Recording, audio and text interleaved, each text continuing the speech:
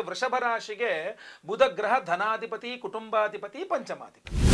Family ಮಧ್ಯೆ ಸ್ವಲ್ಪ ವೈರತ್ವವನ್ನ, ಜಗಳ ಮನಸ್ತಾಪಗಳನ್ನು ಸಹ ಉದ್ಭವ ಮಾಡಿಸುವಂತ ತಾಕತ್ತು ಬುಧನಿಗಿದೆ. ಸೊ 10ನೇ ತಾರೀಕಿನ ತನಕ ಟೂ ಗುಡ್.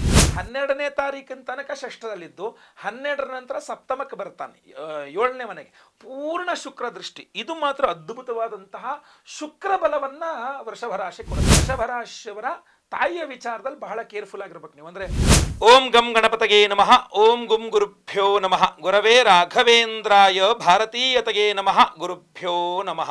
ಓಂ ಯೋ ಮಾಗ್ನೆ ಭಾಗಿನಗಂ ಸಂತಮಥಾ ಭಾಗಂಚಿಕೀರ್ಷತಿ ಅಭಾಗಮಗ್ನೆ ತಂಕುರು ಮಾಮಗ್ನೆ ಭಾಗಿನಂಕುರು ಭಾಗ್ಯದೇವತಾಯೈ ನಮಃ.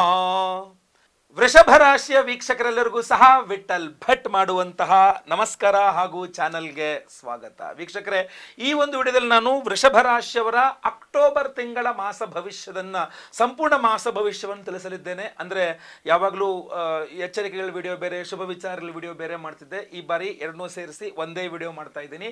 ವೃಷಭ ರಾಶಿಯವರಿಗೋಸ್ಕರ ಅಕ್ಟೋಬರ್ ತಿಂಗಳ ಸಂಪೂರ್ಣ ಮಾಸ ಭವಿಷ್ಯ. ಮೊದಲನೇದಾಗಿ ಗ್ರಹಸ್ಥಿತಿಗಳನ್ನು ನೋಡೋಣ. ಗ್ರಹಸ್ಥಿತಿಗಳು ಅಕ್ಟೋಬರ್ 10ನೇ ತಾರೀಕು ತುಲಾ ರಾಶಿಗೆ ಬುಧ ಗ್ರಹ ಹೋಗಲಿದ್ದಾನೆ. ಅಕ್ಟೋಬರ್ 12ನೇ ತಾರೀಕು ವೃಶ್ಚಿಕ ರಾಶಿಗೆ ಶುಕ್ರ ಹೋಗಲಿದ್ದಾನೆ. ಅಕ್ಟೋಬರ್ 17ನೇ ತಾರೀಕು ತುಲಾ ರಾಶಿಗೆ ರವಿಗ್ರಹ ಸಂಚಾರ. ಅಕ್ಟೋಬರ್ 20ನೇ ತಾರೀಕು ಕರ್ಕಾಟಕ ರಾಶಿಗೆ ಕುಜಗ್ರಹ ಸಂಚಾರ. 29ಕ್ಕೆ ವೃಶ್ಚಿಕಕ್ಕೆ ಬುಧ ಹೋಗ್ತಾನೆ. ಬಟ್ ಅದು 29 ಅಂದ್ರೆ ಈ ತಿಂಗಳೇ ಮುಗಿದೋಯ್ತು. ಸೊ ಅದನ್ನ ನಾವು ಕ್ಯಾಲ್ಕುಲೇಟ್ ಮಾಡೋದು ಬೇಡ. ಇದು ಬಿಟ್ಟು ಇನ್ನು ಮಿಕ್ಕಿದ್ದೆಲ್ಲ ಸಹ ನಾವು ಕ್ಯಾಲ್ಕುಲೇಟ್ ಮಾಡಬೇಕು, ಅಂದ್ರೆ ಲೆಕ್ಕ ಹಾಕೋಬೇಕು. ಹೀಗೆ ಗ್ರಹಸ್ಥಿತಿಗಳಿರುವಾಗ ಭವಿಷ್ಯದ ವಿಚಾರ ನೋಡಿದ್ರೆ ನೋಡಿ, ಮೊದಲನೇದಾಗಿ ತುಲಾ ರಾಶಿಗೆ ಬುಧ ಗ್ರಹ. ತುಲಾ ರಾಶಿಗೆ ಅಂದ್ರೆ ಬುಧ ಗ್ರಹ ಹೋಗ್ತಾನೆ ಅಂದ್ರೆ ವೃಷಭ ರಾಶಿಗೆ ಬುಧ ಗ್ರಹ ಧನಾಧಿಪತಿ, ಕುಟುಂಬಾಧಿಪತಿ, ಪಂಚಮಾಧಿಪತಿ. ಸೊ ಇಷ್ಟೆಲ್ಲ ಅಧಿಪತಿಯಾದಂತಹ ಬುಧ ಗ್ರಹ 6ನೇ ಮನೆಗೆ 10ನೇ ತಾರೀಕು ನಂತರ 6ನೇ ಮನೆಗೆ ಹೋಗ್ತಾನೆ. ಅಂದ್ರೆ 10ನೇ ತಾರೀಕುವರೆಗೂ ಬಹಳ ಜೋಶಲ್ಲಿ ನೀವು ಕೆಲಸ ಕಾರ್ಯಗಳು, ಎಲ್ಲ ಕೆಲಸಗಳು ಅವಕಾಶ ಇದೆ ಅನ್ನೋದು ಎಲ್ಲ ಕಡೆನೂ ಇದು ಮಾಡ್ಬೋದು ಅಂತ ಎಲ್ಲ ಕಡೆ ನೀವು ನಿಮ್ಮ ಬೇರುಗಳನ್ನ ವಿಸ್ತರಣೆ ಮಾಡಲಿಕ್ಕೆ ಪ್ರಯತ್ನ ಮಾಡ್ತಾ ಇರ್ತಾರ. ಅದಕ್ಕೆ ಸೂಕ್ತವಾದ ವಾತಾವರಣವೂ ಸಹ ನಿಮಗೆ ಕಾಣಿಸ್ತಾ ಇರ್ತದೆ. ಅಲ್ಲೂ ಅವಕಾಶ ಇದೆಯಾ, ಇಲ್ಲೂ ಅವಕಾಶ ಇದೆಯಾ ಅಂತ. ಆದ್ರೆ 10ನೇ ತಾರೀಕು ನಂತರ ಏನಾಗ್ಬಿಡುತ್ತೆ, ನೀವು ಏನು ಬೇರುಗಳನ್ನ ಎಲ್ಲ ಕಡೆ ಬಿಟ್ಟಿದ್ರಲ್ಲ ಅದಕ್ಕೆಲ್ಲ ನೀರು ಬೇಕಲ್ವಾ. ಸೊ ಏನಾಗುತ್ತೆ, ಸಾಲಗಳಾಗತ್ತೆ. ಅಂದ್ರೆ ಕೈ ಹಾಕದ ಕೆಲಸಗಳನ್ನೆಲ್ಲ ಸಕ್ಸಸ್ ಮಾಡ್ಲಿಕ್ಕೋಸ್ಕರವಾಗಿ 10ನೇ ತಾರೀಕು ನಂತರ ನೀವು ಎಡಬಿಡದೆ ಒಂದಿಷ್ಟು ಸಾಲ ಮಾಡ್ತೀರಾ ಅಂತ ಸ್ಪಷ್ಟವಾಗಿ ಕಂಡು ಬರ್ತಾ ಇದೆ. ಬರೀ ಸಾಲ ಮಾಡೋದಷ್ಟೇ ಅಲ್ಲ, ಒಂದಿಷ್ಟು ಸುಳ್ಳು ಭರವಸೆಗಳನ್ನು ಕೊಟ್ಟು ಸಾಲ ಮಾಡಬೇಕಾದ ಪರಿಸ್ಥಿತಿ ಬರ್ತದೆ. ನಿಮ್ಮ ತಾಯಿ ಅಥವಾ ನಿಮ್ಮ ತಂದೆ ಅಥವಾ ನಿಮ್ಮ ಫ್ಯಾಮಿಲಿಯವ್ರು ಹೇಳ್ತಾರೆ, ಯಾಕೆ ಹಂಗೆ ಸುಳ್ಳು ಹೇಳ್ಬಿಟ್ಟು ತಗೊಳ್ತಾರೆ, ನಿಂಗೆ ಸುಮ್ಮನೆ ಗೊತ್ತಿಲ್ಲ, ಹಂಗೆ ಹೇಳ್ತಾರೆ ನಾನು ಕೊಡೋದು ಈಗ ಸದ್ಯಕ್ಕೆ, ಆಮೇಲೆ ನಾವೇನು ಮೋಸ ಮಾಡ್ತೀವ, ಕೊಡೋಲ್ಲ ವಾಪಸ್ಸು, ಕೊಡ್ತೀವಿ ಬಿಡು ಅಂತ ಹೇಳಿ ಏನೋ ಒಂದು ಮುಚ್ಚುಮರೆ ಮಾಡಿ ಒಂದು ಚಿಕ್ಕ, ಅದು ಆ್ಯಕ್ಚುಲಿ ತಪ್ಪದು, ಇರೋವಂಥ ವಿಚಾರ ಅಲ್ಲ ನೀವು ಹೇಳೋದು. ಬಟ್ ಆ ತರಹ ಏನೋ ಒಂದು ಮಾಡಿ ಅಂತೂ ಇಂತೂ ಸಾಲ ಮಾಡಿ. ಯಾಕೆಂದರೆ ನಿಮ್ಮ 10ನೇ ತಾರೀಕಿನ ತನಕ ಎಷ್ಟು ಪವರ್ಫುಲ್ ಆಗಿರುತ್ತೆ ನಿಮ್ಮ ಐಡಿಯಾಸ್ಗಳು, ಅವಕಾಶಗಳು. ಅಂದರೆ ಇದನ್ನು ಮಾಡೋಣ ಅದನ್ನು ಮಾಡೋಣ ಆ ಥರ. ಈ ಗಿಡಕ್ಕೆ ಹೆಂಗೆ ಎಲ್ಲ ಒಂದು ಇಡೀ ಕಡೆ ಎಲ್ಲ ಬೇರೆ ಇರುತ್ತಲ್ಲ, ಆ ಥರ ಎಲ್ಲ ಕಡೆ ಬೇರುಗಳು 10ನೇ ತಾರೀಕು ಅಷ್ಟೊಳಗೆ ಏನಾಗ್ಬಿಡುತ್ತೆ, ಬೇರೆ ಬೆಳೆದು ಬಿಟ್ಟಿರುತ್ತಲ್ಲ, ನೀರು ಬೇಕಲ್ವಾ. ಸೊ ಅದಕ್ಕೆ ಒಂದಿಷ್ಟು ಸಾಲಗಳಾಗತ್ತೆ ಅನ್ನೋ ಥರ ಕೈ ಹಾಕದ ಕೆಲಸಗಳನ್ನು ಸಕ್ಸಸ್ ಮಾಡ್ಕೊಳ್ಳೋಕ್ಕೆ 10ನೇ ತಾರೀಕು ನಂತರ ಸಿಕ್ಕಾಪಟ್ಟೆ ಸಾಲಗಳು ಮಾಡ್ಕೊತೀರಾ. ಇದು ಕೆಲವರ ಕಥೆ. ಇನ್ನು ಕೆಲವರ ಕಥೆ ಏನು ಗೊತ್ತಾ, ಫ್ಯಾಮಿಲಿಗೋಸ್ಕರ, ಫ್ಯಾಮಿಲಿ ಮೆಂಬರ್ಸ್ಗೋಸ್ಕರ, ಕುಟುಂಬದವರಿಗೋಸ್ಕರವಾಗಿ ಒಂದಿಷ್ಟು ಸಾಲಗಳನ್ನು ಮಾಡ್ತೀರಾ ಅಂತ. ಏನೋ ಫ್ಯಾಮಿಲಿಲಿ ಏನೋ ಅರ್ಜೆಂಟಾಗಿ ಯಾರಿಗೋ ಸ್ವಲ್ಪ ದುಡ್ಡು ಬೇಕು ಅನ್ನೋ ಕಾರಣಕ್ಕೋಸ್ಕರನಾರು ಸಾಲ ಮಾಡಬಹುದು. ಅಥವಾ ಇನ್ನು ಕೆಲವ್ರದ್ದು ಏನು ಅಂದರೆ ಫ್ಯಾಮಿಲಿಯವ್ರ ಹತ್ರನೇ ಸಾಲ ಮಾಡೋದು. ಅಂದರೆ ಈಗ ನೀವು ಅಪ್ಪ ಅಮ್ಮ ಹೆಂಡತಿ ಮಕ್ಕಳು ಅಥವಾ ಯಜಮಾನರು ಇದು ಬಿಟ್ಟು ಅದರಿಂದ ಹೊರಗಡೆ ಒಂದು ಪದರ ಹೊರಗೆ, ಅಂದರೆ ದೊಡ್ಡಪ್ಪ ಚಿಕ್ಕಪ್ಪ, ಅತ್ತೆ ಮಾವ, ದೂರದ ರಿಲೇಷನ್ಸು, ಹೀಗೆ ರಿಲೇಷನ್ಸ್ಗಳಲ್ಲಿ ಕೂಡ ನೀವು ಸಾಲ ಮಾಡುವಂಥ ಸಾಧ್ಯತೆಗಳು ತೀರಾ ಜಾಸ್ತಿ ಕಂಡು ಬರ್ತಾ ಇದೆ. ಇದು ಸಾಲಗಳ ವಿಚಾರ. ಇದೇ ಬುಧ 10ನೇ ತಾರೀಕಿನ ನಂತರ ಏನು ಮಾಡ್ತಾನೆ ಅಂದರೆ ಅವನು ಕುಟುಂಬಾಧಿಪತಿಯೂ ಹೌದಾದ್ರಿಂದ ಫ್ಯಾಮಿಲಿ ಮಧ್ಯೆ ಸ್ವಲ್ಪ ವೈರತ್ವವನ್ನ, ಜಗಳ ಮನಸ್ತಾಪಗಳನ್ನು ಸಹ ಉದ್ಭವ ಮಾಡಿಸುವಂಥ ತಾಕತ್ತು ಬುಧನಿಗಿದೆ.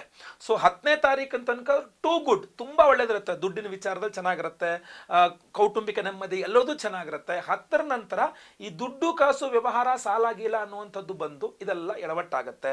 ಕೆಲವಿಷ್ಟು ಅನಾರೋಗ್ಯಗಳಿಂದಾಗಲಿಯೂ ಸಹ ಕೆಲವಿಷ್ಟು ಸಾಲಗಳು ಮಾಡಬೇಕಾದ ಪರಿಸ್ಥಿತಿ ಬರ್ತದೆ. ಇದು ಒಂದು. ಇನ್ನು 12ನೇ ತಾರೀಕಿಂದ ವೃಶ್ಚಿಕ ರಾಶಿಗೆ ಶುಕ್ರ ಗ್ರಹ, ನಿಮ್ಮ ರಾಶ್ಯಾಧಿಪತಿ ಆಗಿರತಕ್ಕಂಥ ಶುಕ್ರ ಗ್ರಹ 12ನೇ ತಾರೀಕಿನ ತನಕ ಷಷ್ಠದಲ್ಲಿದ್ದು 12ರ ನಂತರ ಸಪ್ತಮಕ್ಕೆ ಬರ್ತಾನೆ, 7ನೇ ಮನೆಗೆ ಪೂರ್ಣ ಶುಕ್ರ ದೃಷ್ಟಿ. ಇದು ಮಾತ್ರ ಅದ್ಭುತವಾದಂತಹ ಶುಕ್ರ ಬಲವನ್ನ ವೃಷಭ ರಾಶಿ ಕೊಡುತ್ತೆ. ಯಾಕೆಂದ್ರೆ ನಿಮ್ಮ ರಾಶ್ಯಾಧಿಪತಿಯ ಬಲ ನಿಮಗೆ ಶುಕ್ರನಿಂದ ಪ್ರಾಪ್ತವಾಗುತ್ತೆ. ಬುಧನಿಂದ ಏನು ನೆಗೆಟಿವ್ ಆಗ್ತಾ ಇತ್ತು, ಶುಕ್ರನಿಂದ ಅದಷ್ಟು ಪಾಸಿಟಿವ್ ಮಾಡಿಕೊಳ್ಳುವ ಸಾಧ್ಯತೆ ಇದೆ. ಅಂದ್ರೆ ಈ ಮೈನಸ್ ಅನ್ನ ಈ ಪ್ಲಸ್ ಅಲ್ಲಿ ತುಂಬಿಸ್ಕೊಳ್ಬಹುದು ನೀವು. ಶುಕ್ರನ ಬಲ ಬಂದಾಗ ಏನಾಗುತ್ತೆ ಅಂತಂದ್ರೆ ನೀವು, ಆದ್ರೆ ಇನ್ನೊಂದು ಹೇಳ್ತೀನಿ, ಶುಕ್ರ ನಿಮಗೆ ಬಹಳ ನೆನ್ಪಿಟ್ಕೊಳ್ಳಿ, ಷಷ್ಠ್ಯಾಧಿಪತಿಯೂ ಹೌದು. ಷಷ್ಠ್ಯಾಧಿಪತಿಯಾಗಿ ಸಪ್ತಮದಲ್ಲಿ ಬಂದ ಅಂದಾಗ ಸಾಲಗಳ ವಿಚಾರವನ್ನು ಅದು ಸಾಲ್ವ್ ಮಾಡಲ್ಲ, ಇನ್ನು ಸಾಲ ಜಾಸ್ತಿ ಸಿಗೋ ತರ ಮಾಡುತ್ತೆ. ಸೊ ಸಾಲ ಜಾಸ್ತಿ ಸಿಕ್ಕರೆ ಏನ್ ಮಾಡ್ತೀರಾ, ಇನ್ನು ಜಾಸ್ತಿ ಸಾಲ ಮಾಡ್ತೀರಾ, ಸಿಕ್ತು ಅಂತೀರಾ ಒಂದಿಷ್ಟು ಮಾಡ್ತೀರಾ. ಅದು ಸಪ್ತಮದಲ್ಲಿ ಅಂತಂದಾಗ ಏನ್ ಮಾಡ್ತೀರಾ, ನೀವು ಫ್ರೆಂಡ್ಸ್ ಹತ್ರ ಸಾಲ ಮಾಡ್ತೀರಾ ಅಂತ ಕಂಡು ಬರುತ್ತೆ. ಶುಕ್ರ ಸ್ತ್ರೀಕಾರಕ, ಸ್ತ್ರೀಯರ ಹತ್ರ ಸಾಲ ಮಾಡ್ತೀರಾ ಅಂತ ಕಂಡು ಬರುತ್ತೆ. ಅದು ಅಂದ್ರೆ ವೃಷಭ ರಾಶಿಯ ಸ್ತ್ರೀಯರೂ ಸಹ ಸ್ತ್ರೀಯರ ಹತ್ರ ಸಾಲ, ಪುರುಷರು ಸಹ ಸ್ತ್ರೀಯರ ಹತ್ರ ಸಾಲ ಅಂತ ಈ ತರಹ ಕೆಲವಿಷ್ಟು ವಿಚಾರಗಳು ಕಂಡು ಬರ್ತಾ ಇದೆ. ಇದು ಸಾಲಗಳಾಗದಿರಂಗೆ ನೋಡ್ಕೊಳ್ಳಿ, ಅನಾವಶ್ಯಕ ಸಾಲಗಳಾಗದಂಗೆ ನೋಡ್ಕೊಳ್ಳಿ. ನಿಮ್ಮ ಆರೋಗ್ಯವನ್ನ ಸರಿ ಮಾಡಲಿಕ್ಕೆ ಶುಕ್ರ ಹೆಲ್ಪ್ ಮಾಡ್ತಾನೆ. ಯಾಕೆಂದ್ರೆ ರಾಶ್ಯಾಧಿಪತಿಯ ಪೂರ್ಣ ದೃಷ್ಟಿ ಇರೋದ್ರಿಂದ ಬುಧನಿಂದಾಗಿ ಆರೋಗ್ಯ ಹಾಳಾದರೂ ಸಹ ಶುಕ್ರನಿಂದಾಗಿ ಮತ್ತೆ ಪುನಃ ಆರೋಗ್ಯ ಸರಿ ಹೋಗ್ತಾ ಬರುತ್ತೆ. ಸೊ ಅದರಿಂದ ಬಂದರೆ ಗಂಟ್ಲು ನೋವು, ಕೆಮ್ಮು, ನಾಲ್ಗೆ ಇತ್ಯಾದಿ ದಪ್ಪಾಗೋ ಸ್ವಲ್ಪ ಇದು ಪ್ರಾಬ್ಲಮ್ ಆಗ್ಬೋದು. ಬಿಟ್ಟರೆ ಇನ್ನು ಓವರ್ ಆಲ್ ಅಂತೆ ಆರೋಗ್ಯ ಏನು ತೀರಾ ಕೆಡೋದಿಲ್ಲ. ಅಕ್ಟೋಬರಲ್ಲಿ ಚೆನ್ನಾಗೇ ಇರೋ ರೀತಿಯಲ್ಲಿ ಶುಕ್ರ ಬಲ ನಿಮ್ಮನ್ನು ಒಂಚೂರು ಕಾಪಾಡುತ್ತೆ ಅದರಲ್ಲಿ, ಆಯ್ತಾ. ಇದು ಶುಕ್ರನಿಂದ ನಿಮಗೆ ತುಂಬಾ ಅನುಕೂಲತೆಗಳು, ಯಾಕಂದ್ರೆ ರಾಶ್ಯಾಧಿಪತಿಯೇ ರಾಶಿ ಬಂದಿರೋದ್ರಿಂದ ತುಂಬಾ ನಿಮ್ಮ ಪ್ರಾಮುಖ್ಯತೆ ಜಾಸ್ತಿ ಆಗುತ್ತೆ. ಎಲ್ಲೆಡೆ ನಿಮ್ಮನ್ನೇ ನೀವೇ ಬೇಕು ಅಂತ ಹೇಳ್ತಾರೆ. ನಿಮ್ಮ ಸ್ಥಾನಮಾನಗಳಿಗೆ ತುಂಬಾ ಬೆಲೆ ಬಂದ್ಬಿಡುತ್ತೆ. ಸೊ ಇದೆಲ್ಲ ಒಂದು ಪ್ಲಸ್ ಪಾಯಿಂಟ್ಗಳು ತುಂಬಾ ಜಾಸ್ತಿ ಆಗುತ್ತೆ. ಇಲ್ಲಿ ನೆಗೆಟಿವ್ ಪಾಯಿಂಟ್ಗಳಲ್ಲಿ ಇನ್ನೊಂದು ಆಡ್ ಅಪ್ ಮಾಡಬೇಕೇನು ಅಂತಂದ್ರೆ, ಶುಕ್ರನ ದೃಷ್ಟಿ ಪೂರ್ಣವಾಗಿ ನಿಮ್ಮ ರಾಶಿಯ ಮೇಲೆ ಬೀಳೋದ್ರಿಂದ ನೀವು ಒಂಚೂರು ಸಿಕ್ಕಾಪಟ್ಟೆ ದುಡ್ಡು ಖರ್ಚು ಮಾಡೋದು, ಕಾಸ್ಟ್ಲಿ ಬಟ್ಟೆ ಹಾಕೊಳ್ಳೋದು, ಕಾಸ್ಟ್ಲಿ ಸೆಂಟ್ ಎಲ್ಲ ಕಾಸ್ಟ್ಲಿ ಹಾಕೊಳ್ಳೋಕೆ ಸ್ವಲ್ಪ ಜಾಸ್ತಿ ಶೋ ಆಫ್, ಸ್ವಲ್ಪ ಅದ್ರ ಮೇಲೆ ಜಾಸ್ತಿ ಖರ್ಚು ಮಾಡಿಬಿಡ್ತೀರಾ. ಸ್ವಲ್ಪ ಲಕ್ಸುರಿಯಸ್ ಲೈಫ್ ಮೇಲೆ ಜಾಸ್ತಿ ಖರ್ಚು ಮಾಡ್ಲಿಕ್ಕೆ ನೋಡ್ತೀರಾ. 12ನೇ ತಾರೀಕು ನಂತರ ಈ ಲಕ್ಸುರಿಯಸ್ ಲೈಫ್ ಲೀಡಿಂಗ್ ಕೂಡ ನಿಮಗೆ ಸಾಲಗಳಿಗೆ ಕಾರಣೀಭೂತವಾಗ್ಬಿಡ್ಬೋದು. ಸೊ ಎಚ್ಚರ, ನಿಮ್ಮ ದುಡ್ಡು ಕಾಸು ವಿಚಾರಗಳಲ್ಲಿ ಸ್ವಲ್ಪ ಎಚ್ಚರ ವಹಿಸಿ. ಇನ್ನು 17ನೇ ತಾರೀಕು ನಂತರ ತುಲಾ ರಾಶಿಗೆ ರವಿ ಗ್ರಹ ನಿಮಗೆ ಚತುರ್ಥಾಧಿಪತಿ ಪಂಚಮದಲ್ಲಿದ್ದು ಷಷ್ಠಕ್ಕೆ ಬರ್ತಾ ಇದ್ದಾನೆ. ಸೊ ಇದು ಸ್ಪಷ್ಟವಾಗಿ ಏನು ತೋರಿಸುತ್ತೆ ಅಂದ್ರೆ, ವೃಷಭ ರಾಶಿಯವರ ತಾಯಿಗೆ ಆರೋಗ್ಯ ಬಾಧೆ ಆಗುವ ಸಾಧ್ಯತೆ. ಅಂದ್ರೆ ಈ 17ನೇ ತಾರೀಕು ನಂತರ ವೃಷಭ ರಾಶಿಯವರ ತಾಯಿಯ ವಿಚಾರದಲ್ಲಿ ಬಹಳ ಕೇರ್ಫುಲ್ ಆಗಿರ್ಬೇಕು ನೀವು. ಅಂದ್ರೆ ತಾಯಿ ಆರೋಗ್ಯವನ್ನ ಅಕ್ಟೋಬರ್ 1ನೇ ತಾರೀಕಿಂದನೇ, ಅಕ್ಟೋಬರ್ 17ನೇ ತಾರೀಕು ತನಕ ವೆಯ್ಟ್ ಮಾಡೋದು ಬೇಡ. ಅಕ್ಟೋಬರ್ 1ನೇ ತಾರೀಕಿಂದನೇ ರೆಗ್ಯುಲರ್ ಆಗಿ ನಿಮ್ಮ ತಾಯಿಯವರ ಆರೋಗ್ಯ ಚೆಕಪ್ ಮಾಡಿಸ್ತಾ ಇರಿ. ಆಮೇಲೆ ಏನಾದ್ರು ಇನ್ಶೂರೆನ್ಸ್ಗಳು ಮಾಡಿಸಿಲ್ಲ, ಹೆಲ್ತ್ ಇನ್ಶೂರೆನ್ಸು, ಅದ್ರ ಬಗ್ಗೆ ಸ್ವಲ್ಪ ಗಮನ ಹರಿಸ್ತಾ ಇರಿ. ತಾಯಿಯವ್ರು ಸುರಕ್ಷಿತವಾಗಿದ್ದಾರಾ ಅನ್ನುವಂಥದ್ದು ಕಡೆ ಹೆಚ್ಚು ಗಮನ ಹರಿಸಬೇಕು. ಅಷ್ಟೇ ಅಲ್ಲ, ವಿವಾಹಿತ ವೃಷಭರಾಶಿಯ ಸ್ತ್ರೀಯರು ತವರು ಮನೆಯ ವಿಚಾರದಲ್ಲೂ, ಯಾಕೆಂದ್ರೆ ನಿಮ್ಮ ಹಾಗೂ ನಿಮ್ಮ ತವರು ಮನೆಯ ನಡುವೆ ಸ್ವಲ್ಪ ಭಿನ್ನಾಭಿಪ್ರಾಯ ಆಗಿ ಅದು ಅಂದ್ರೆ ಕನೆಕ್ಷನ್ನೇ ಕಟ್ಟಾದ್ರೂ ಕೂಡ ಆಶ್ಚರ್ಯ ಇಲ್ಲ. ಆದರೆ 17ನೇ ತಾರೀಕಿನ ತನಕ ತುಂಬಾ ಚೆನ್ನಾಗಿದ್ದಂಥ ಬಾಂಧವ್ಯ 17ರ ನಂತರ ಯಾವುದೋ ಒಂದು ವಿಚಾರವಾಗಿ ಕಟ್ ಆಗ್ಬಿಡುತ್ತೆ ಅಂತಂದ್ರೆ ಬಹಳ ದುಃಖಕರವಾದ ವಿಚಾರ. ಅದನ್ನ ಮತ್ತೆ ಸರಿ ಮಾಡಲಿಕ್ಕೆ ತುಂಬಾ ಟೈಮ್ ಆಗ್ಬಿಡುತ್ತೆ. ಸೊ ಅದರಿಂದ ತವರು ಮನೆಯ ವಿಚಾರದಲ್ಲಿ ಯಾವುದ್ರಲ್ಲೂ ನೀವು ಮೂಗು ತೂರ್ಸೋಕೆ ಹೋಗ್ಬಿಡಿ. ಯಾವುದೇ ವ್ಯವಹಾರ ನಿಮಗೆ ಅನ್ಯಾಯ ಮಾಡ್ತಾ ಇದ್ದಾರೆ ಅವರು ಅನ್ಸಿದ್ರು ಸಹ 1-2 ತಿಂಗಳು ಸುಮ್ಮನೆ ಇರಿ. ಆಮೇಲೆ ಮತ್ತೆ ಪುನಃ ಅಪ್ರೋಚ್ ಆಗಿ ಎಲ್ಲ ಸರಿ ಹೋಗುತ್ತೆ. ಇವತ್ತಲ್ವಾ ಕಾಲಾಗ ತಸ್ಮೈ ನಮಃ, ಕಾಲ ಎಲ್ಲ ಸರಿ ಮಾಡ್ಕೊಂಡ್ ಬರುತ್ತೆ. ಜಗಳ ಆಡ್ಬಿಟ್ರೆ ನೀವು ಕೆಟ್ಟವರಾಗ್ಬಿಡ್ತೀರಾ. ಇದಿಷ್ಟು ವಿಚಾರಗಳಿದ್ದಾಗ ಮುಂದೆ ನಾವು ನೋಡ್ಬೇಕಾಗಿರತಕ್ಕಂಥದ್ದು ಈ ರವಿಯಿಂದ ಇನ್ನೇನೇನು ಸಮಸ್ಯೆಗಳಾಗಬಹುದು ಅಂತ. ಯಾಕೆಂದ್ರೆ ಚತುರ್ಥಾಧಿಪತಿಯು ರವಿ ಆಗಿರೋದ್ರಿಂದಾಗಿ ಸಾಮಾನ್ಯವಾಗಿ ವಿದ್ಯಾರ್ಥಿಗಳಿಗೆ 17ನೇ ತಾರೀಕು ನಂತರ, ವೃಷಭ ರಾಶಿಯ ವಿದ್ಯಾರ್ಥಿಗಳಿಗೆ 17ನೇ ತಾರೀಕು ನಂತರ ಸ್ವಲ್ಪ ಎಜುಕೇಷನಲ್ ಪ್ರಾಬ್ಲಮ್ ಆಗ್ಬಿಡುತ್ತೆ. ಆಮೇಲೆ ವೃಷಭ ರಾಶಿ ಅವ್ರಿಗೆ ಎಲ್ಲರಿಗೂ ಹೇಳ್ತೀನಿ, 17ನೇ ತಾರೀಕು ನಂತರ ಸ್ವಲ್ಪ ಮಾತು ಕಡಿಮೆ ಮಾಡ್ಬೇಕು ನೀವು. ಯಾಕೆಂದ್ರೆ ನೀವೇನೋ ಮಾತಾಡಿದ್ರೆ ಅದು ಬೇರೆ ಏನೋ ಅರ್ಥ ಕೊಡುತ್ತೆ. ಸೊ ಅದರಿಂದ ಅಪಾರ್ಥಗಳು ಕ್ರಿಯೇಟ್ ಆಗಿಬಿಡುತ್ತೆ 17ನೇ ತಾರೀಕು ನಂತರ. ಆಮೇಲೆ ರವಿ ಸಾಮಾನ್ಯವಾಗಿ ಕಣ್ಣು, ತಲೆ ಇತ್ಯಾದಿಗಳಿಗೆ ಕಾರಣ ಆಗಿರ್ತಾನೆ. ಸೊ ಅದರಿಂದ ಸ್ವಲ್ಪ ವಾಹನ ಚಾಲನೆ ಮಾಡ್ಬೇಕಾದ್ರೆ ಹೆಲ್ಮೆಟ್ ಹಾಕೊಂಡು ಓಡಾಡಿ, ಕನ್ನಡಕ ಹಾಕ್ಕೊಂಡಿರಿ, ಮೊಬೈಲ್ ಜಾಸ್ತಿ ನೋಡೋಕೆ ಹೋಗ್ಬೇಡಿ, ಟಿವಿ ಮೊಬೈಲ್ ಇತ್ಯಾದಿಗಳು. ಸ್ವಲ್ಪ ಆರೋಗ್ಯದ ಕಡೆ ಹೆಚ್ಚಿನ ಗಮನವನ್ನು ಕೊಡಿ, ಆಯ್ತಲ್ವಾ. ನೆಕ್ಸ್ಟ್ ಬಂದು ಸಮಸ್ಯೆ ಇರೋದು 20ನೇ ತಾರೀಕು ನಂತರ ಕುಜ ನೀಚ ಸ್ಥಿತಿಗೆ ಹೋಗ್ತಾನೆ.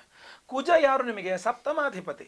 ಸೊ ಸಪ್ತಮಾಧಿಪತಿಯೇ ತೃತೀಯದಲ್ಲಿ ನೀಚ ಸ್ಥಿತಿಗೆ ಕುಜ ಹೋಗ್ತಾನೆ ಅಂತಂದ್ರೆ ಬಹಳ ಮುಖ್ಯವಾಗಿ ಅವಿವಾಹಿತ ವೃಷಭರಾಶಿಯವರಿಗೆ ವಿವಾಹದ ವಿಚಾರದಲ್ಲಿ 20ನೇ ತಾರೀಕು ದಾಟಬಿಡ್ತು ಅಂತಂದ್ರೆ ಅಂತ ಸಪೋರ್ಟ್ ಸಿಗಲ್ಲ. ಆಮೇಲೆ ಆಲ್ರೆಡಿ ಮದುವೆ ಆಗಿರ್ತಕ್ಕಂಥ ವೃಷಭರಾಶಿಯವರಿಗೆ ಅವರ ಬಾಳ ಸಂಗಾತಿಯ ಜೊತೆಗೆ ಸ್ವಲ್ಪ ಮನಸ್ತಾಪಗಳು, ಭಿನ್ನಾಭಿಪ್ರಾಯಗಳು, ಜಗಳಗಳು ಪರಾಕಾಷ್ಠೆಗೆ ಹೋಗ್ಬಿಡುತ್ತೆ. ಫ್ರೆಂಡ್ಸ್ ಮಧ್ಯೆ ಜಗಳ ಮನಸ್ತಾಪಗಳಾಗಿ ಮಾತುಕತೆಯೇ ನಿಂತು ಹೋಗ್ಬಿಡುತ್ತೆ. ದೂರ ಪ್ರಯಾಣಗಳಲ್ಲಿ ತುಂಬ ಮೇಲಿಂದ ಮೇಲೆ ಸಮಸ್ಯೆಗಳು, ಅನ್ಕೊಂಡಲ್ಲಿ ಎಲ್ಲಿಗೂ ಹೋಗೋಕ್ಕಾಗಲ್ಲ. ನೀವು ಎಲ್ಲಿಗೆ ಅನ್ಕೊಂಡು ಹೋಗಬೇಕು ಅನ್ಕೊಂಡಿದ್ರೆ ವೃಷಭ ರಾಶಿಯವರು 20ನೇ ತಾರೀಕು ಒಳಗಡೆ ಹೋಗಿ ಬಂದ್ಬಿಡಿ. 20ನೇ ತಾರೀಕು ದಾಟಿಬಿಡ್ತು ಅಂತಂದರೆ ನಿಮಗೆ ಹೋಗಿ ಬರ್ಲಿಕ್ಕೆ ಕಷ್ಟ ಆಗುತ್ತೆ. ಸೊ ಅದರಿಂದ 20ನೇ ತಾರೀಕು ಒಳಗಡೆ ನಿಮ್ಮ ಪ್ರಯಾಣಗಳು ಮುಗಿಸ್ಕೊಂಬಿಡಿ. 20ನೇ ತಾರೀಕು ಒಂದು ಪಕ್ಷ ದಾಟ್ಬಿಟ್ರೆ ಗುರುಗಳೇ ಅಂದರೆ ಅಪಘಾತ ಯೋಗಗಳು, ಸಿಕ್ಕಾಪಟ್ಟೆ ಸಮಸ್ಯೆಗಳು, ಹೋದ ಕೆಲಸ ಆಗಲಿಲ್ಲ, ಇಂಥವೆಲ್ಲ ಏನೇನೋ ಆಗ್ಬಿಡುತ್ತದು. ಅದನ್ನು ಅಂದರೆ ಪಾಸಿಟಿವ್ ಹೇಳಕ್ಕೆ ಆಗಲ್ಲ, ಕುಜ ನೀಚ ಇದ್ದರಿಂದ, ಆಯಿತಾ. ಇನ್ನು ಬಹಳ ಮುಖ್ಯವಾಗಿ ಕುಜ ರಕ್ತಕಾರಕನೂ ಹೌದು, ನೀಚ ಸ್ಥಿತಿಯಲ್ಲಿರ್ತಕ್ಕಂಥದ್ದು ಅಷ್ಟು ಶುಭಕರವಲ್ಲ. ಅದ್ರ ಬಗ್ಗೆ ಸಪ್ರೇಟಾಗಿ ಒಂದು ವಿಡಿಯೋ ಮಾಡ್ತೀನಿ ಇನ್ನೊಂದ್ಸಲ, ಗೊತ್ತಾಯ್ತಲ್ವಾ. ಸೊ ಇದಿಷ್ಟು ಪ್ರಮುಖವಾದ ವಿಚಾರಗಳ ನಿಮ್ಗೆ ಯಾವ್ದ್ರಲ್ಲಿ ಒಳ್ಳೆಯದಾಗುತ್ತೆ, ಯಾವ್ದ್ರಲ್ಲಿ ಸಮಸ್ಯೆ, ಎರಡನ್ನೂ ಸಹ ಹೇಳಿದ್ದೇನೆ. ಬಹಳ ಮುಖ್ಯವಾಗಿ ಪರಿಹಾರದ ವಿಚಾರಕ್ಕೆ ಬಂದಾಗ ವೃಷಭ ರಾಶಿಯವರಿಗೆ ಬಹಳ ಪ್ಲಸ್ ಪಾಯಿಂಟ್ ಆಗೋ ರೀತಿಯಲ್ಲಿ, ಅಂದರೆ ಅನುಕೂಲವಾಗೋ ರೀತಿಯಲ್ಲಿ ಆದಿತ್ಯ ಹೃದಯ ಸ್ತೋತ್ರವನ್ನು ಪ್ರತಿನಿತ್ಯ ಕಠಿಣವಾಗಿ ನೀವು ಪಠನೆ ಮಾಡಲೇಬೇಕು. ಪ್ರತಿ ದಿವಸ ಆದಿತ್ಯ ಹೃದಯ ಸ್ತೋತ್ರವನ್ನು ಪಠನೆ ಮಾಡ್ಕೊಳ್ಳಿ. ಆಮೇಲೆ ಸಾಧ್ಯವಾದರೆ ವಿಷ್ಣು ಸಹಸ್ರನಾಮ ಡೈಲಿ ಬೆಳಗ್ಗೆ ಎದ್ದ ತಕ್ಷಣ ಅಥವಾ ರಾತ್ರಿ ಮಲಗುವ ಮುನ್ನ ಒಂದ್ಸಲ ಕೈಕಾಲು ತೊಳ್ಕೊಂಬಂದು ನೀವು ದೇವ್ರ ಮೇಲೆ ಕೂತ್ಕೊಂತೀರೋ ಅಲ್ಲ ಒಳ್ಳೆ ಜಾಗದಲ್ಲಿ ಕೂತ್ಕೊಂಡು ಒಂದ್ಸಲ ವಿಷ್ಣು ಸಹಸ್ರನಾಮ ಓದ್ಕೊಳ್ಳಿ ಅಥವಾ ಕೇಳಿಸ್ಕೊಂಡು ಆಮೇಲೆ ಬಂದು ಮಲ್ಕೊಳ್ಳಿ. ವಿಷ್ಣು ಸಹಸ್ರನಾಮ ನಿಮಗೆ ತುಂಬ ಅನುಕೂಲ ಕೊಡುತ್ತೆ. ಸೊ ಇದು ಎರಡು ಅಲ್ಲದೆ ವಿಶೇಷವಾದ ಪರಿಹಾರ ಅಂತಂದರೆ ಅಕ್ಟೋಬರ್ 2ನೇ ತಾರೀಕು ಮಹಾಲಯ ಅಮಾವಾಸ್ಯೆ, ಎಲ್ಲರೂ ಗೊತ್ತಿರತಕ್ಕಂಥದ್ದು ಬುಧವಾರ. ಮಹಾಲಯ ಅಮಾವಾಸ್ಯೆಯ ದಿವಸವೇ ನಿಮಗೆ ಸೂರ್ಯಗ್ರಹಣ ಸಹ ಇದೆ. ಈ ವರ್ಷದ ಕೊನೆಯ ಗ್ರಹಣ, ಹಿಂದಿನ ಕೊನೆಯ ಚಂದ್ರಗ್ರಹಣ ಆಗಿತ್ತು ಹಿಂದಿನ ಬಾರಿ, ಇದು ಕೊನೆಯ ಸೂರ್ಯಗ್ರಹಣ ಹಾಗೂ ಕೊನೆಯ ಗ್ರಹಣ ಇದೆ. ಆಮೇಲೆ ಅದು ಗ್ರಹಣ ಇಲ್ಲ 2024ನೇ ಆಂಗ್ಲ ಸಂವತ್ಸರದಲ್ಲಿ. ಸೊ ಅದರಿಂದಾಗಿ ಈ ವರ್ಷದ ಈ ಕೊನೆಯ ಮಹಾಸೂರ್ಯಗ್ರಹಣ ಅಕ್ಟೋಬರ್ 2ನೇ ತಾರೀಕು ಸಂಭವಿಸ್ತಾ ಇದೆ. ಸೊ ಅದಕ್ಕೂ ರಿಲೇಟೆಡ್ ಆಗಿರತಕ್ಕಂಥ ವಿಡಿಯೋಗಳನ್ನ ಆಮೇಲೆ ಮಾಡ್ತೇನೆ ನಾನು. ಸೊ ಈ ಸೂರ್ಯಗ್ರಹಣದ ಒಂದು ಗ್ರಹಣ ಶಾಂತಿ, ಅದರ ಜೊತೆಗೆ ನವರಾತ್ರಿ ಆರಂಭ ಕಾಲವಾದ್ರಿಂದ ಮಹಾಚಂಡಿಕಾ ಹೋಮ ಪ್ರತಿ ಬಾರಿಯೂ ಸಹ ನಾವು ವರ್ಷಕ್ಕೊಮ್ಮೆ ಮಹಾಚಂಡಿಕಾ ಯಾಗವನ್ನು ಮಾಡ್ತೇವೆ ನಮ್ಮ ಯಾಗಶಾಲೆಯಲ್ಲಿ. ಈ ಬಾರಿಯೂ ಸಹ ಅಕ್ಟೋಬರ್ 2ನೇ ತಾರೀಕು ಬುಧವಾರ ಮಹಾಲಯ ಅಮಾವಾಸ್ಯೆಗೆ ಮಹಾಸೂರ್ಯಗ್ರಹಣದ ದಿವಸ ಮಹಾಸೂರ್ಯಗ್ರಹಣ ಶಾಂತಿ ಹೋಮ ಸಹಿತವಾಗಿ ಮಹಾಚಂಡಿಕಾ ಯಾಗವನ್ನು ಮಾಡ್ತಾ ಇದ್ದೇವೆ. ಜೊತೆಗೆ ಸ್ವಯಂವರ ಪಾರ್ವತಿ ಹೋಮ, ಆಮೇಲೆ ಗುರು ಶಾಂತಿ ಹೋಮ, ಶನಿ ಶಾಂತಿ ಸಹಿತ ಮಹಾನವಗ್ರಹ ಶಾಂತಿ ಹೋಮ, ಮಹಾಕಾಳಿ, ಮಹಾಲಕ್ಷ್ಮಿ, ಮಹಾಸರಸ್ವತಿ ಸ್ವರೂಪಿಣಿ, ತ್ರಿಗುಣಾಂಬಿಕಾ, ದುರ್ಗಾ ಪರಮೇಶ್ವರಿ ಅಂತ ಆ ಒಂದು ಅಮ್ಮನವರ ಒಂದು ಚಂಡಿಕಾ ಯಾಗ, ಮಹಾಚಂಡಿಕಾ ಯಾಗವನ್ನ ಆ ಪರ್ವಕಾಲದ ದಿನ ಮಾಡ್ತಾ ಇರತಕ್ಕಂಥದ್ದು. ಅದಕ್ಕೂ ನೀವು ಸಂಕಲ್ಪ ಸೇವೆ ಕೊಟ್ಕೊಳ್ಳಿ. ನಿಮ್ಮ ಹೆಸರು, ಗೋತ್ರ ಗೊತ್ತಿದ್ರೆ ಗೋತ್ರ, ನಕ್ಷತ್ರ ಗೊತ್ತಿದ್ರೆ ನಕ್ಷತ್ರ, ನಿಮ್ಮ ರಾಶಿ, ನಿಮ್ಮ ವಿಳಾಸ ಸ್ಕ್ರೀನ್ ಮೇಲೆ ಇರ್ತಕ್ಕಂಥ ನಂಬರ್ಗೆ ಬೇಗ ವಾಟ್ಸಪ್ ಮಾಡ್ಕೊಳ್ಳಿ. ಅವತ್ತು ಲೈವಲ್ಲಿ ನಿಮ್ಮ ಹೆಸರು ಸಂಕಲ್ಪ ಮಾಡ್ತೇನೆ ನಾನೇ ಖುದ್ದು. ಹಾಗೂ ಎಲ್ಲ ಹೋಮಗಳನ್ನು ಲೈವ್ ನೋಡ್ತೀರಾ. ಮಹಾಚಂಡಿಕಾ ಯಾಗ, ಮಹಾಸೂರ್ಯಗ್ರಹಣ ಶಾಂತಿ ಹೋಮ, ಅದೇ ರೀತಿಯಲ್ಲಿ ಸ್ವಯಂವರ ಪಾರ್ವತಿ ಹೋಮ, ಗುರು ಶನಿ ಸಹಿತ ನವಗ್ರಹ ಶಾಂತಿ ಹೋಮಗಳೆಲ್ಲ ಲೈವಲ್ಲಿ ನೋಡ್ತೀರಾ. ಎಲ್ಲ ಹೋಮಗಳ ಭಸ್ಮ, ಕುಂಕುಮಾರ್ಚನೆ ಮಾಡಿದ ಕುಂಕುಮ ಪ್ರಸಾದ, ಹಾಗೂ ವಿಶೇಷವಾಗಿ ಈ ಒಂದು ಒರಿಜಿನಲ್ ಮಾಣಿಕ್ಯ ರತ್ನವನ್ನ ಪ್ರತಿಯೊಬ್ಬ ಸಂಕಲ್ಪ ಸೇವಾಕರ್ತೃಗಳಿಗೂ ಈ ಮಾಣಿಕ್ಯ ರತ್ನದ ಉಂಗುರವನ್ನು ಕೊಡ್ತಾ ಇದ್ದೇವೆ. ಪ್ರತಿಯೊಬ್ಬರಿಗೂ ಸಹ ನೀವು ಧಾರಣೆ ಮಾಡ್ಕೊಳ್ಳೋಕ್ಕೆ ಅನುಕೂಲ ಆಗೋ ರೀತಿಯಲ್ಲಿ ತುಂಬ ಚಂದವಾದಂತಹ ಒಂದು ಉಂಗುರ ಮಾಡಿಸಿದ್ದೇವೆ. ಇದನ್ನು ಧಾರಣೆ ಮಾಡ್ಕೊಳ್ಳೋಕ್ಕೆ ಇದರಲ್ಲಿ ಸೈಜ್ ಮ್ಯಾಟರ್ಸ್, ನಿಮಗೆ ಯಾವ ಬೆರಳು ಆಗುತ್ತೋ ಆ ಬೆರಳಿಗೆ ನೀವು ಅದನ್ನು ಧಾರಣೆ ಮಾಡ್ಕೊಳ್ಳಿ, ಏನು ತೊಂದರೆ ಇಲ್ಲ, ಗೊತ್ತಾಯ್ತಲ್ವಾ. ಯಾಕೆ ಅಂತಂದರೆ ಇದು ಅಷ್ಟು ಸ್ಟ್ರೆಂತಲ್ಲಿ ನೀಟಾಗಿ ಗಟ್ಟಿಯಾಗಿ ಮಾಡಿಸಿರ್ತಕ್ಕಂಥದ್ದು, ಇದು ಮತ್ತೆ ಚಿಕ್ಕ ದೊಡ್ಡ ಮಾಡೋಕ್ಕಾಗಲ್ಲ. ಸೊ ಅದರಿಂದ ಇದೊಂದು ರಿಂಗನ್ನು ಪ್ರತಿಯೊಬ್ಬರಿಗೂ ಒರಿಜಿನಲ್ ಮಾಣಿಕ್ಯ ರತ್ನದ ಒಂದು ಸ್ಟೋನನ್ನೇ ಕೊಡ್ತಾ ಇದ್ದೇವೆ, ಉಂಗುರವನ್ನೇ ಕೊಡ್ತಾ ಇದ್ದೇವೆ. ಸಂಕಲ್ಪ ಸೇವೆಗೆ ಹೆಸರು ಕೊಡೋರು ಸ್ಕ್ರೀನ್ ಮೇಲೆ ಇರ್ತಕ್ಕಂಥ ನಂಬರ್ಗೆ ನಿಮ್ಮ ಹೆಸರು, ಗೋತ್ರ ಗೊತ್ತಿದ್ರೆ ಗೋತ್ರ, ನಕ್ಷತ್ರ ಗೊತ್ತಿದ್ರೆ ನಕ್ಷತ್ರ, ನಿಮ್ಮ ರಾಶಿ, ನಿಮ್ಮ ವಿಳಾಸ ಸ್ಕ್ರೀನ್ ಮೇಲೆ ನಂಬರ್ಗೆ ವಾಟ್ಸಪ್ ಮಾಡ್ಕೊಂಬಿಡಿ. ಎಲ್ಲ ಪ್ರತಿಯೊಬ್ಬ ಸಂಕಲ್ಪ ಸೇವಾಕರ್ತಗಳಿಗೂ ಸಹ ಒಂದು ಸಂಕಲ್ಪ ಸೇವೆಗೆ ಒಂದು ಒರಿಜಿನಲ್ ಮಾಣಿಕ್ಯ ಉಂಗುರ ಪ್ರತಿಯೊಬ್ಬರಿಗೂ ಸಹ ಕೊಡ್ತಾ ಇದ್ದಾರೆ. ರೂಬಿ, ಒರಿಜಿನಲ್ ರೂಬಿ ರಿಂಗ್ ಪ್ರತಿಯೊಬ್ಬರಿಗೂ ಕೊಡ್ತಾ ಇದ್ದೇವೆ. ಮತ್ತು ಇದಕ್ಕೋಸ್ಕರ ಎಕ್ಸ್ಟ್ರಾ ಏನೂ ಚಾರ್ಜ್ ಮಾಡ್ತಾ ಇಲ್ಲ. ಸಂಕಲ್ಪ ಸೇವೆಯಲ್ಲೇ ಮಹಾಚಂಡಿಕಾ ಯಾಗ, ಸೂರ್ಯಗ್ರಹಣ ಶಾಂತಿ ಹೋಮ, ಸ್ವಯಂವರ ಪಾರ್ವತಿ ಹೋಮ, ಗುರು ಶನಿ ಸಹಿತ ಮಹಾನವಗ್ರಹ ಶಾಂತಿ ಹೋಮ, ಎಲ್ಲ ಹೋಮಗಳು ಸೇರಿಸಿ ಈ ಒಂದೇ ಸಂಕಲ್ಪ ಸೇವೆ. ಆ ಒಂದು ಸಂಕಲ್ಪ ಸೇವೆಯಲ್ಲೇ ಈ ಒಂದು ಪ್ರಸಾದವೂ ಸಹ ಬಂತು, ಒರಿಜಿನಲ್ ಮಾಣಿಕ್ಯ ರತ್ನದ ಒಂದು ರಿಂಗ್ ಸಹ ಬಂತು. ಸೊ ಪ್ರತಿಯೊಬ್ಬರು ಸಂಕಲ್ಪ ಸೇವೆ ಕೊಡೋರು ಸ್ಕ್ರೀನ್ ಮೇಲೆ ಇರತಕ್ಕಂಥ ನಂಬರ್ಗೆ ನಿಮ್ಮ ಹೆಸರು, ಗೋತ್ರ ಗೊತ್ತಿದ್ರೆ ಗೋತ್ರ, ನಕ್ಷತ್ರ ಗೊತ್ತಿದ್ರೆ ನಕ್ಷತ್ರ, ನಿಮ್ಮ ರಾಶಿ, ನಿಮ್ಮ ವಿಳಾಸ ವಾಟ್ಸಪ್ ಮಾಡ್ಕೊಳ್ಳಿ. ಅವತ್ತಿನ ಸಹ ಲೈವಲ್ಲಿ ನಾನೇ ಖುದ್ದು ನಿಮ್ಮೆಲ್ಲರ ಹೆಸರು ಸಂಕಲ್ಪ ಮಾಡ್ತೇನೆ. ಎಲ್ಲ ಹೋಮಗಳನ್ನು ಲೈವ್ ನೋಡ್ತೀರಾ. ಪ್ರಸಾದ ಸ್ಪೀಡ್ ಪೋಸ್ಟ್ ಮೂಲಕ ಬುಧವಾರ ಹೋಮ ಅಂದರೆ ಗುರು ಅಥವಾ ಶುಕ್ರವಾರಗಳಲ್ಲಿ ಇಲ್ಲಿಂದ ಕಳಿಸ್ಕೊಡುವಂಥ ವ್ಯವಸ್ಥೆ ಮಾಡ್ತೇವೆ. ಒಂದು ವಾರದೊಳಗೆ ನಿಮಗೆ ಎಲ್ಲರಿಗೂ ಪ್ರಸಾದ ಸೇರ್ತದೆ. ಬೆಂಗಳೂರಲ್ಲಿ ಇರ್ತಕ್ಕಂಥವ್ರಿಗೆ ಬೇಗ ಸಿಗುತ್ತೆ, ಹೊರಗಿನ ಇರ್ತಕ್ಕಂಥವ್ರಿಗೆ ಸ್ವಲ್ಪ ಒಂದು ವಾರ ಒಳಗಡೆ ಸಿಗುತ್ತೆ. ಸೊ ಅದರಿಂದ ಬೇಗ ನಿಮ್ಮ ವಿವರಗಳನ್ನು ವಾಟ್ಸಪ್ ಮಾಡ್ಕೊಳ್ಳಿ. ಒಳ್ಳೆಯದಾಗಲಿ. ವಿಡಿಯೋ ಇಷ್ಟ ಆದರೆ ದಯವಿಟ್ಟು ಲೈಕ್ ಮಾಡ್ಲಿಕ್ಕೆ ಮರಿಬೇಡಿ. ವಾಟ್ಸಪ್, ಫೇಸ್ಬುಕ್, ಮೆಸೆಂಜರ್, ಟೆಲಿಗ್ರಾಮ್ ಎಲ್ಲ ಕಡೆ ಸಾಮಾಜಿಕ ಜಾಲತಾಣಗಳಲ್ಲಿ ವಿಡಿಯೋನ ಶೇರ್ ಮಾಡ್ಲಿಕ್ಕೆ ಮರಿಬೇಡಿ. ಸಬ್ಸ್ಕ್ರೈಬ್ ಮಾಡ್ಕೊಳ್ಳಿ ಅಂದರೆ ದಯವಿಟ್ಟು ಕಡೆ ಸಬ್ಸ್ಕ್ರೈಬ್ ಅಂತ ಬಟನ್ ಕಾಣುತ್ತೆ. ಸಬ್ಸ್ಕ್ರೈಬ್ ಮಾಡ್ಕೊಳ್ಳಿ, ಬೆಲ್ ಬಟನ್ ಬರುತ್ತೆ, ಬೆಲ್ ಬಟನ್ ಕ್ಲಿಕ್ ಮಾಡಿ ಆಲ್ ಅಂತ ಮಾಡ್ಲಿಕ್ಕೆ ದಯವಿಟ್ಟು ಮರಿಬೇಡಿ. ಮುಂದಿನ ವಿಡಿಯೋದಲ್ಲಿ ಮತ್ತೆ ಪುನಃ ಸಿಗ್ತಾನೆ. ಎಲ್ಲರಿಗೂ ಸಹ ಒಳ್ಳೆಯದಾಗಲಿ. ಲೋಕ ಸಮಸ್ತ ಸುಖಿನೋ ಭವಂತು. ನಾರಾಯಣ ನಾರಾಯಣ ನಾರಾಯಣ.